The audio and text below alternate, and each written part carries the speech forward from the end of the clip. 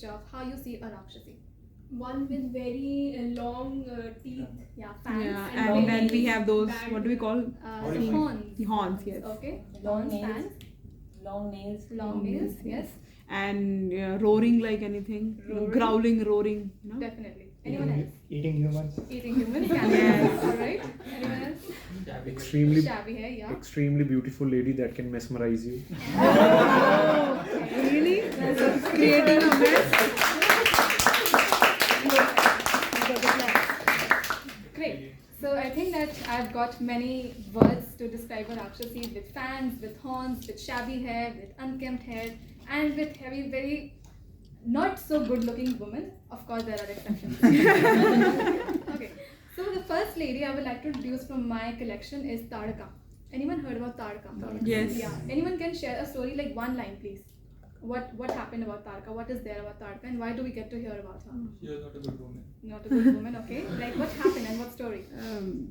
I think she tried to Feed. feed. Yes, feed. No, that's Putna from Mahabharata. Okay, then I don't know.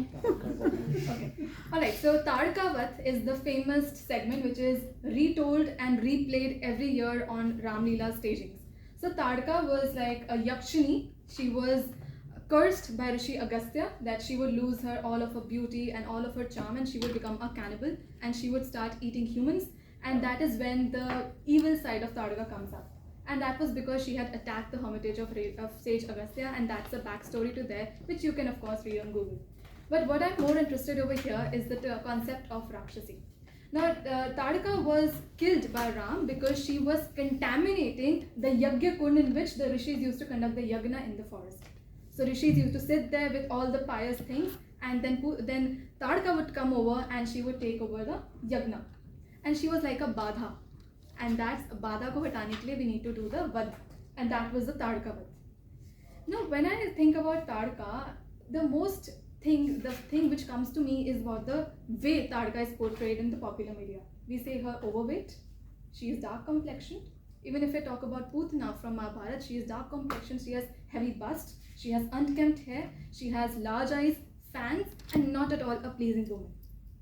And eventually, in everyday life, when we come across a woman who is not so in the fitting eyes of what society deems to be okay, who is overweight, who is dark complexion, has wavy hair, we say she seems like a Rakshasi. Rakshasi is like the term which we often come up as a taboo and call the woman. So the question is that, how is this stereotype come over? Is it that the narrative shapes the stereotype? Or is it that the societal stereotypes shape the tale? Because eventually we are the people who are writing on Ramayana, we are the people who are writing about what we interpret. So is it that other way around or this way around?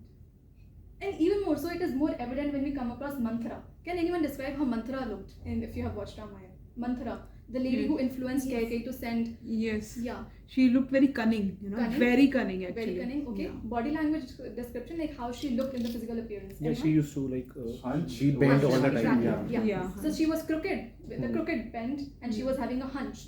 She was not. She was having wrinkles, white Yes. hair, dressed in black. That's my perception. Yeah. You may have your own because of the difference in the perception of the popular video you have. Even disability, because that's a disability, is shown in the negative light.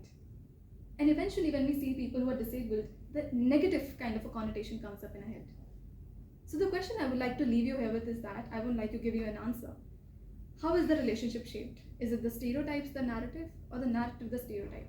Because eventually the circle keeps on going on, and it's a vicious cycle because of which we are not able to accept the people who are overweight, who do not fit into the brackets of the society. So this was the first level. The second thing. Now I would like to give you a situation and tell me your answer. Think that you are all a part of a tribal culture. You live in a forest. You worship the trees, and the rivers is sacred to you. You are a devotee of nature, if I were to put it that way. And eventually the government comes over and they say that we need to cut all of these trees because we want to erect the big empire of a bustling city which is going to be there. So tribals, please move away. What would you do? Protest. Yes, protest. Protest? Protest. Okay. Now coming back to Tadaka. So Tadaka was a lady who was protecting the forest in a way. She was a manifestation of nature. When we do a yagna, we want to establish a civilization in a city. We want to translate this forest where no rules apply of the society into a place where societal foundations apply. So was Tadaka really bad? Wasn't she? She was trying to protect. She was just protecting her own rights. And from that incident, when I was just writing about this, I came to know how evident it is even today. When the rights of government and the rights of the tribal people come over, the Sardar Sarovar Dam example. And it's evident in many other ways which we are not even aware of this happening, and this was portrayed in the tale thousands of years back. So whenever you read Tadaka, just read about it and think about these two questions. Because everything is not just black or white. Even when you toss a coin, there might be a chance that it might land vertically with two sides displayed and there is a curve to it. And that curve can also be a perspective. So just try to see, is Rakshasi, the demon, actually a